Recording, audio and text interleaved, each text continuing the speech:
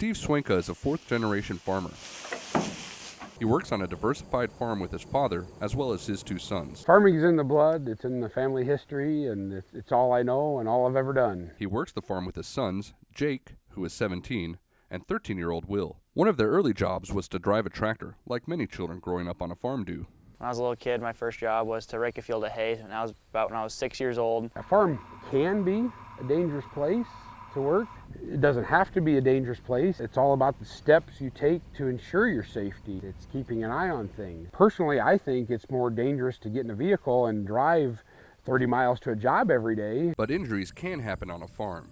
That's why Steve and his boys volunteered for the Tractor Simulator Research Project at the University of Iowa. Tim Brown is the university researcher gathering data for the project, which is funded by a grant from the National Institute of Occupational Safety and Health.